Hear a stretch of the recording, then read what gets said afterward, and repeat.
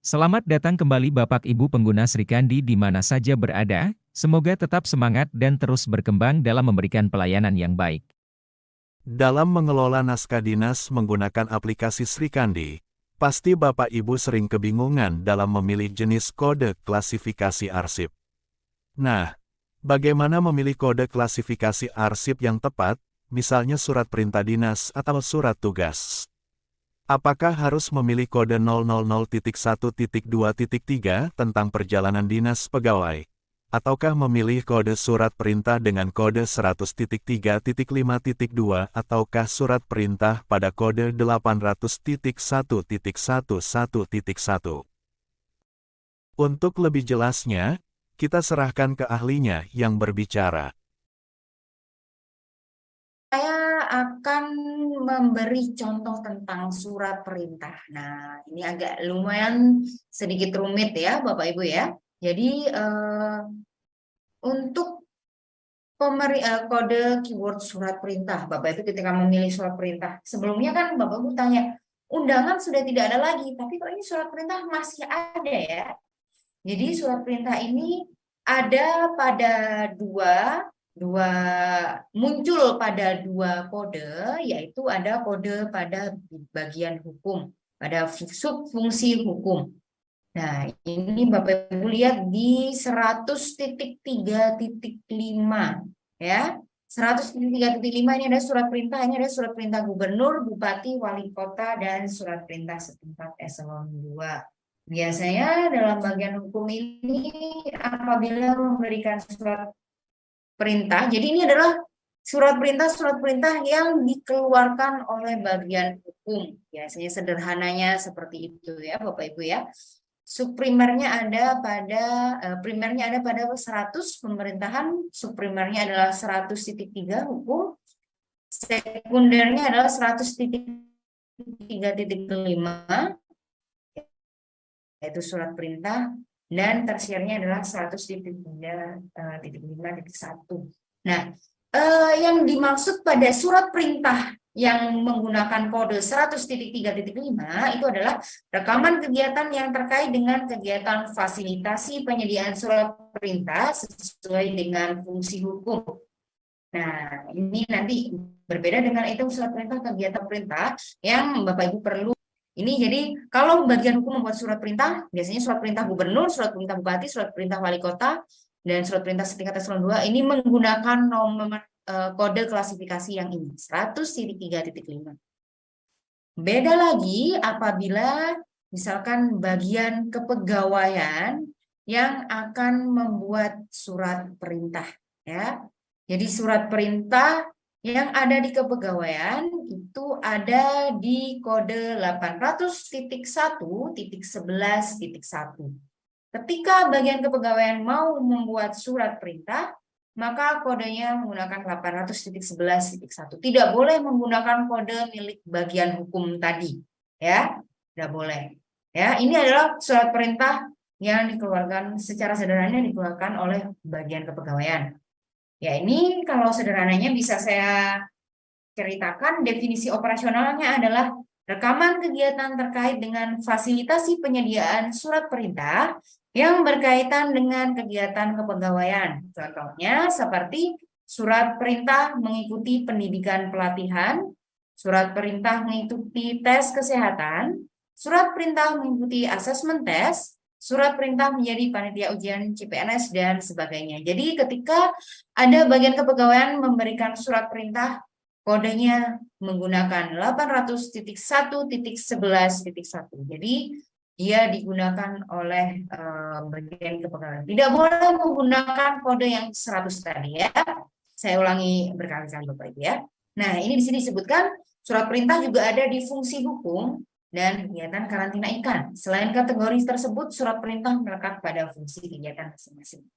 Nah, tadi ada bentuk pertama adalah surat perintah yang dibuat oleh bagian hukum. Bentuk kedua adalah surat perintah yang dibuat oleh bagian kepegawaian. Nah, bentuk ketiga adalah surat perintah yang berkaitan dengan fungsi dan kegiatan masing-masing. Contohnya adalah misalkan surat perintah saat ini terkait dengan BIMTEK pemberkasan arsip. Nah, maka nomornya tidak boleh menggunakan bagian hukum, tidak boleh menggunakan bagian kepegawaian, tapi nomornya menggunakan kode untuk pembinaan kearsipan. Gitu Bapak Ibu ya. Jadi hanya satu item yang sama, surat perintah, tapi ketiganya memiliki kode klasifikasi yang berbeda-beda. Ya, begitulah Bapak Ibu ya. Sudah cukup pusing ini memang kearsipan cukup memusingkan, tetapi pasti Bapak Ibu kalau misalkan memahami hierarkinya, konteksnya, di mana surat perintah ini disimpan dan di mana surat perintah ini dibuat, pasti akan mudah melakukan menentukan kode klasifikasinya dan kode berkasnya, gitu Bapak Ibu. Nah, ini yang akan saya jelaskan ketika hubungan antar fungsi dalam pemberkasan surat perintah. Jadi, tadi saya jelaskan surat perintah, padahal hanya surat perintah, tapi ada 3 jenis nomor yang digunakan. Pemberkasannya atau penyimpanannya harus bagaimana? Harus menyesuaikan dengan konteks bagaimana surat perintah itu disimpan. Pertama, misalkan surat perintah itu disimpan dalam kode berkas 100.3.5 apabila dibuat oleh bagian hukum. Dan dia disimpan dengan kode berkas 800.11.1 apabila dibuat oleh kepegawaian. Jadi nanti bagian hukum dan bagian kepegawaian, misalkan menyimpan surat perintah, dia akan menyimpan dalam kode berkasnya masing-masing. Dia akan menghasilkan berkas kumpulan-kumpulan surat perintah. Jadi kumpulan surat perintah misalkan terkait dengan pelaksanaan diklat tahun 2023 gitu. Jadi dikumpulkan jadi satu jenis. Tuh ya, Bapak Ibu ya. Misalkan yang kedua, surat perintahnya disimpan dalam kode berkas sesuai kegiatan. Seperti tadi saya sampaikan. Misalkan kode surat perintahnya itu dikeluarkan oleh kepala OPD terkait dengan kegiatan atau aktivitas OPD. Contohnya, surat perintah mengikuti kegiatan BIMTEK Kearsipan, maka diberi kode 000.5.2.6 dan disimpan bersama-sama dengan berkas kegiatan BIMTEK lainnya. Maka dia akan menghasilkan berkas kegiatan ya. Makanya beda ketika dia diberkaskan di hukum dan di kepegawaian, dia akan berkumpul dengan surat perintah, dengan sesama surat perintah. Tetapi ketika dia diberkaskan dalam masing-masing unit kerja, dia akan menghasilkan berkas kegiatan. Berkas kegiatan itu seperti apa? Misalkan dari awal ada surat undangan kegiatan, kemudian ada surat perintah kegiatan, kemudian ada misalkan daftar hadir kegiatan, dan ada laporan kegiatan. Itu dikumpulkan dalam satu berkas kegiatan. Ya, Bapak Ibu ya. Sudah paham ya Bapak Ibu ya, di sini untuk surat perintah saja pemberkasannya sudah beda 2. Selanjutnya, yang ketiga, pemberkasannya akan berbeda lagi. Apabila surat perintah itu disimpan dalam personal file masing-masing orang. Contohnya adalah saya, surat perintah untuk mengikuti pendidikan pelatihan atas nama Geza. Maka akan disimpan di personal file Geza. Personal file itu apa Bapak Ibu? Personal file itu adalah berkas perseorangan yang berisi, misalkan saya mulai dari masuk CPNS, SK diangkat PNS, kemudian ada SK mutasi saya, SK kenaikan pangkat, itu dikumpulkan dalam satu berkas. Jadi personal file ada juga surat perintahnya. Nah, maka disimpan dalam kode berkas yang berbeda lagi, yaitu adalah kode berkas 800.1.13, yaitu administrasi perseorangan. Menghasilkan berkas personal file, disimpan dengan arsip-arsip jenis mulai dari saya tadi seperti berkas kenaikan pangkat, kemudian berkas mutasi, berkas SK, seperti itu ya Bapak Ibu.